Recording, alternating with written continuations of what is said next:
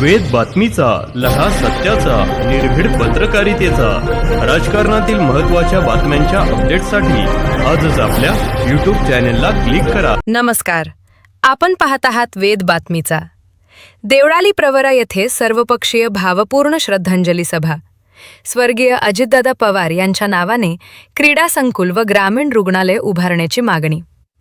देवळाली प्रवरा येथील बाजार तळावर स्वर्गीय अजितदादा पवार यांच्या अकस्मात निधनाबद्दल सर्वपक्षीय भावपूर्ण श्रद्धांजली सभेचे आयोजन करण्यात आले होते. या सभेला विविध राजकीय पक्षांचे पदाधिकारी, कार्यकर्ते तसेच ग्रामस्थ मोठ्या संख्येने उपस्थित होते. ही शोकसभा ग्रामसभा म्हणून गृहीत धरण्यात यावी अशी मागणी यावेळी करण्यात आली. देवळाली प्रवरा येथे स्वर्गीय अजितदादा पवार यांच्या नावाने क्रीडा संकुल उभारावे तसेच ग्रामीण रुग्णालयास स्वर्गीय अजितदादा पवार यांचे नाव देण्यात यावे अशी भावना उपस्थितांनी व्यक्त केली. माणसे जातात, मात्र त्यांच्या कार्यावरूनच त्यांची ओळख जिवंत राहते, असे मत यावेळी मांडण्यात आले.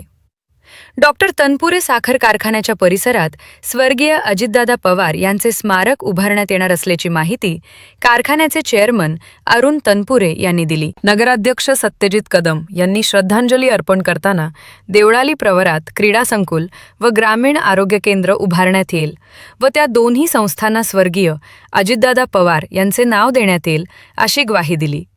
यावेळी माजी आमदार चंद्रशेखर कदम श्रद्धांजली वाहताना भावुक झाले असून त्यांचे अश्रू अनावर झाले. या श्रद्धांजली सभेस आमदार हेमंत ओगले, माजी आमदार चंद्रशेखर कदम, करण ससाणे, सचिन गुज्जर, अरुण तनपुरे, सुखदेव मुसमाडे, मदिना शेख, शहाजी कदम, शिवाजी ढवळे, बाबा महाराज मोरे, दत्ता पाटील कडू, रफिकभाई शेख, सुरेंद्र थोरात, संतोष चोळके, आप्पासाहेब ढोस, प्रशांत मुसमाडे, डॉक्टर अशोक मुसमाडे, कृष्णा मुसमाडे, रावसाहेब मुसमाडे, डॉक्टर संदीप मुसमाडे, अनंत कदम, बाबासाहेब वाळुंज, वैभव गाडे, वैभव गिरमे, पोपटराव खाडे, राजू चव्हाण, समीर पठाण, केदारनाथ चव्हाण, गोरख काका चव्हाण, ललित चोरडिया, अशोक खुरुद आदींसह अनेक मान्यवरांनी भावपूर्ण श्रद्धांजली वाहिली. वेद बातमीचासाठी राजेंद्र उंडे, देवळाली प्रवरा. आपल्याला त्या ठिकाणी दादांनी शब्द दिला होता. मला खात्री आहे आपलं काम नक्की होईल. अरुण साहेब, कारखाना तुमचा नाही आहे, कारखाना तुमचा नाही, आमचा नाही, कारखाना आपला आहे.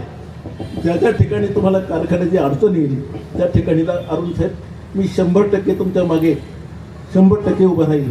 माझी फार ताकद आहे असा माझा दावा नाही, पण या निमित्तानं मला मुंबईला येता नाही आलं तरी सत्यजित माझ्या मुलाला मी नक्की तुमच्याबरोबर पाठवेल की जेणेकरून हा कारखाना ही आपल्या तालुक्याची कामधेनू आहे, ही चालू झाली पाहिजे.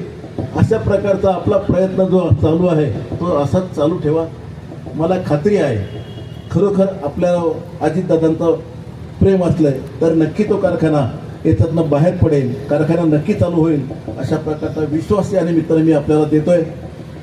बंधूंनो, किती बोललं तरी कमी आहे. या निमित्तानं आज मी अजितदादाला गावच्या वतीनं, कदम परिवारच्या वतीनं, सासरू नयनानं आदरपूर्वक श्रद्धांजली अर्पण करतो. त्यांच्या आत्म्यास सद्गती प्राप्त व्हावी, त्यांना चिरशांती लाभावी अशी प्रार्थना परमेश्वराचरणी करतो आणि थांबतो. धन्यवाद. आपण जे काही विषय मांडले 2-3 त्यामध्ये मी निश्चितपणे आमचा पाठपुरावा चालू आहे. मी मागच्याच आठवड्यामध्ये म्हणजे दादांच्या जाण्याच्या अगोदरच मी अध्यक्ष आणि CO साहेबांना बोललो होतो की आम्हाला आपला प्राथमिक आरोग्य केंद्राचा प्रस्ताव मंजूर झालेला आहे, त्याच्यासाठी फक्त एक ठराव पाहिजे आणि नगरपालिका अस्तित्वात आल्यामुळे त्या ठराव मला वाटतं सत्यजितदादांनी दिलेला पण आहे. नंतर आपलं क्रीडाचं संकुल आहे त्याचंही काम आम्ही बऱ्यापैकी तो प्रस्ताव पण पुढे घेऊन गेलेला आहे. सत्यजितदादांना विनंती असेल की त्यामध्येही आपण जागा एकदा शोधली की आपला तोही प्रस्ताव करणं. आता तो ताईंकडेच मला वाटतं सुनेत्रा ताईंकडेच तो विषय पण आहे, तर तोही एक आपल्याला चांगलं 2 दादांच्या नावाने स्मारक आपल्याला तयार होऊ शकतात. त्यानंतर मी विनंती करेल की जर समजा दादांचं पुढे काही स्मारक करायचं ठरवलं तुम्ही तर निश्चितपणे मी माझ्या श्रीरामपूर विधानसभा मतदारसंघाच्या वतीनं आमदार निधीमधून जे काही पैसे लागतील त्याला आम्ही कमी पडून देणार नाही, परंतु दादांचं एक स्मारक व्हावं अशी माझी मनापासून इच्छा आहे. कारण शेवटी ही त्यांची जन्मभूमी आणि या जन्मभूमीमध्ये कर्मभूमीमध्ये त्यांच्या बारामतीत होईल, परंतु जन्मभूमीमध्ये त्यांचं एक कर्तृत्वाचं स्मारक व्हावं ही माझी एक मनापासूनची इच्छा असेल. आणि त्यासाठी 22 जुलै हा दादांचा जो वाढदिवसाचा दिवस आहे त्या वेळेसच ह्या तिन्ही गोष्टी, आपलं प्राथमिक आरोग्य केंद्र असेल, क्रीडा संकुल असेल आणि स्मारक, या तिन्हीचंही भूमिपूजन सत्यजितदादा आपण सर्वांनी मिळून करावं अशी मी आपल्याला एक विधानसभा सदस्य म्हणून विनंती करतो. आपण सर्वजण मिळून त्यामध्ये जे काही लागेल त्यामध्ये आपण कमी पडायला नको, कारण दादांनी त्यांच्या हयातीत देवळालीला काही कमी पडून दिलं नाही. तर आता आपलंही कर्तव्य की दादा गेल्यानंतर न दादांचं नाव त्या देवळालीमध्ये जाण्याने जो दुःखाचा डोंगर महाराष्ट्रावर कोसळलाय, मी असं म्हणेल की राजकारणाच्या जागी, परंतु त्यांच्या जाण्याने जर काही संदेश आपल्याला घ्यायचा असेल तर कोणाचा राग लोभ न ठेवता सर्वांशी गोड राहून विकास करत राहणे हीच आमदार साहेब कदाचित आपल्या करणं इथं आहे. लोकप्रतिनिधींसाठी तर हाच म्हणजे आमदार साहेब आपण बोललात की त्यांचं एक स्मारक उभं राहावं, परंतु स्मारक उभारल्यानंतर कदाचित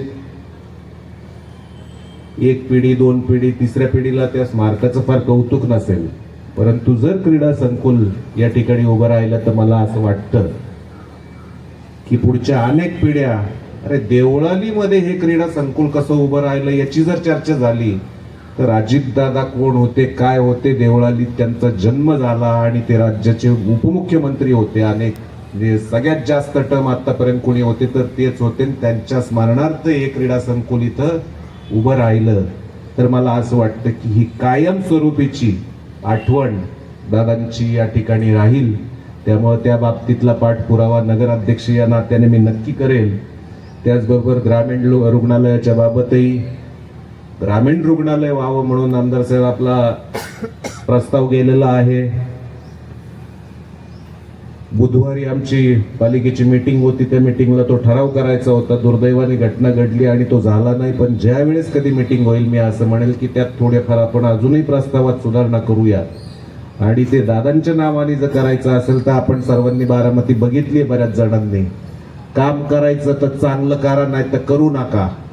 त्यामुळे जर दादांच्या नावाने काही आपल्याला करायचं असेल ते क्रीडा संकुल असू देत, ग्रामीण रुग्णालय असू देत किंवा अजून काही असू देत, के चमक छोड़ जाऊंगा, जरूर में रहा गुजर के चमक छोड़ जाऊंगा. जरूर म्हणजे कण कण ज्या मार्गाने गेलो त्या मार्गाच्या कणाकणात माझी चमक सोडून जाईल. जरूर में रहा गुजर के चमक छोड़ जाऊंगा, पहचान अपनी दूर तलक छोड़ जाऊंगा. खामोशी की मौत मुझे गवारा नहीं, डूब भी गया तो मैं शपक छोड़ जाऊंगा, शपक छोड़ जाऊंगा.